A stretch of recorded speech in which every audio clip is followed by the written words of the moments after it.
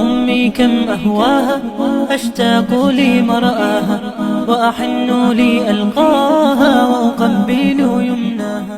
Pertanyaan sekarang, saya yakin Tuhan saya Allah, tapi Allah nggak kelihatan.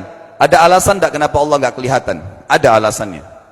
Anda tanamkan baik-baik, ini masalah akidah yang paling penting. Kata Nabi, atau disebutkan dalam banyak riwayat, bahwasanya nabi-nabi pun belum pernah ada nabi yang lihat Allah, termasuk Nabi Muhammad SAW. Kita ambil dalilnya dalam hadis Bukhari. Waktu Nabi SAW pulang dari Isra Mi'raj, jemaah sekalian, Aisyah bertanya radhiyallahu anha, berkata, istri beliau, ya Rasulullah, hal tara rabbak? Apakah anda waktu Mi'raj ke langit, terima perintah sholat, sempat lihat Tuhan anda enggak? Lihat enggak Allah itu bagaimana? Apa jawaban Nabi SAW? Nurun ala nur anna arah. Allah itu cahaya, di atas cahaya, terang sekali. Bagaimana saya bisa melihatnya? Artinya Nabi SAW mengatakan, saya sendiri belum pernah lihat bagaimana itu Allah. Contoh sebelumnya Nabi Musa alaihissalam. Nabi Musa waktu menerima wahyu Taurat, itu selama 40 hari, turun Taurat lengkap. Al-Quran 23 tahun baru lengkap. Kalau Taurat 40 hari, nunggu di gunung Tursina. Tursina sebuah wilayah di Mesir sekarang. Itu banyak gunung-gunung batu, ada satu gunung batu yang tinggi, Nabi Musa nunggu di situ. Setiap hari Jibril datang turunin surah, turunin ayat gitu. Setelah berlalu 37 hari dari 40 hari menunggu Taurat turun, Nabi Musa alaihissalam tiba-tiba bertanya kepada Allah, mengatakan begini dalam Al-Quran, A'udzu billahi minasyaitonir rajim, Rabbi arini anzur ilaik. Wahai Tuhanku, izinkan aku melihatmu. Aku beriman kau ada ya Allah, tapi aku ingin lihat kau bagaimana. Allah menjawab, tidak mau mengecewakan Nabi Musa. Sebagai manusia Allah mengatakan, lan tarani. Perlu anda tahu dalam bahasa Arab jemaah sekalian, ada 3 kosakata la, tidak yang berarti tidak. Ada la biasa artinya tidak, ada lam dengan mim, lam artinya tidak pernah, ada lam dengan nun, lan artinya tidak akan pernah. Allah mengatakan apa? Lan tarani, kau tidak akan mampu melihatku wahai Musa. Tapi Allah nggak mau kecewain Musa. Ternyata Musa selama 37 hari jemaah sekalian kagum-kagum melihat gunung-gunung batu di situ. Pergantian siang malam, burung-burung yang terbang, air yang mengalir di lereng-lereng gunung. Lalu dia mengatakan, Allah mengatakan apa? Walakin unzur ilal jabal fa in istaqarra makanahu fasawfa tarani. Coba kamu lihat gunung-gunung batu di sekitarmu hai Musa. Kalau mereka bisa menampung kedatanganku, kata Allah, kau akan bisa melihatku. Apa yang terjadi? Allah lanjutkan, falamma tajalla rabbuhu lil jabal. Waktu Allah baru niat mau datang, belum datang, ja'alahu dakka. Semua gunung batu itu hancur lebur, tidak mampu menampung kedatangan Allah. Wa kharra Musa sa'iqa. Lalu Musa pingsan tiba-tiba. Waktu Nabi Musa bangun, langsung ucapkan kalimat, amantu billah. Saya beriman pada Allah. Berarti fakta lapangan, nabi-nabi aja belum pernah lihat Allah. Masih pertanyaan lagi jemaah sekalian, kenapa Allah nggak bisa kelihatan? Saya akan jawab dan tolong ini jadikan sebagai pegangan hidup. Ini landasan akidah kita.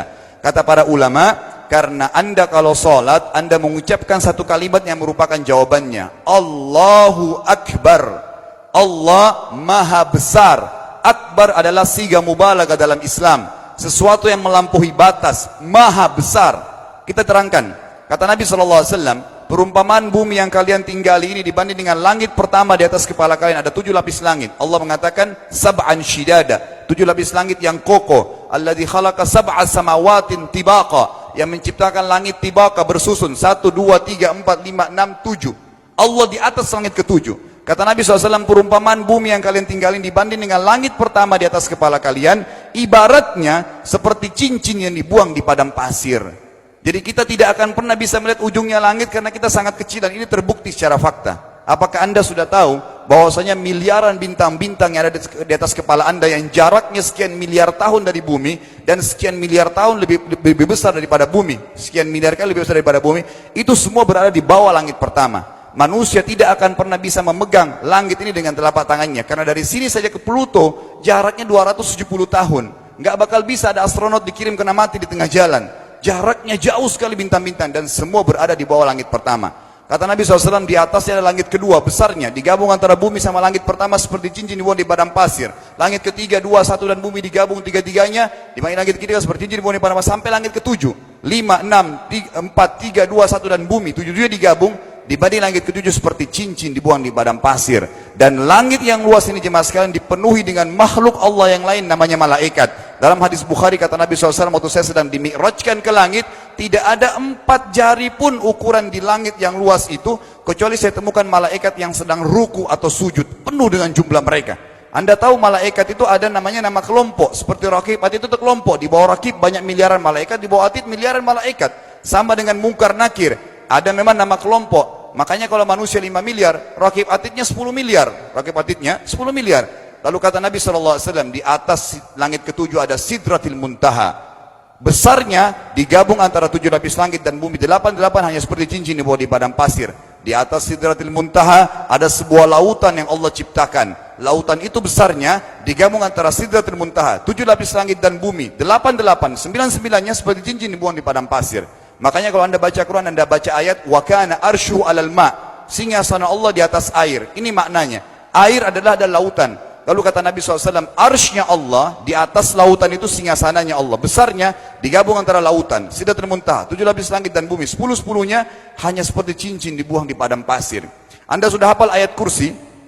Apa artinya? Ayat tanda-tanda kebesaran Allah. Kursi itu artinya bukan tempat duduk, tapi tempat pijakan kaki raja di singgasana. Kalau raja ingin naik singgasananya di pijakan kaki, itu namanya kursi. Kita baca apa? Wasi'a kursiyuhu as-samawati wal ard.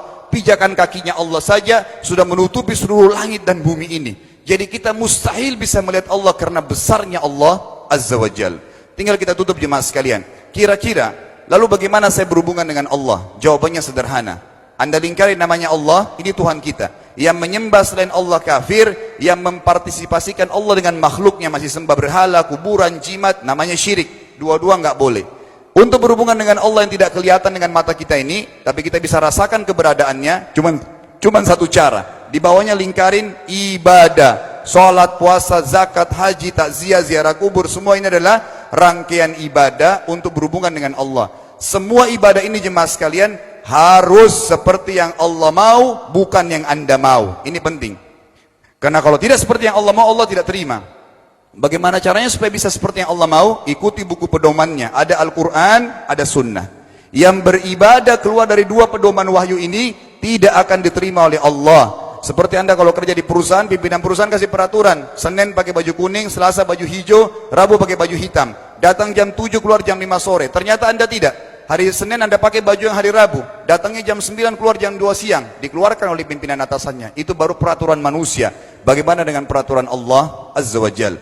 Maka kita simpulkan semua jemaah sekalian adalah, yakinlah Tuhan Anda Allah ada, satu-satunya Tuhan.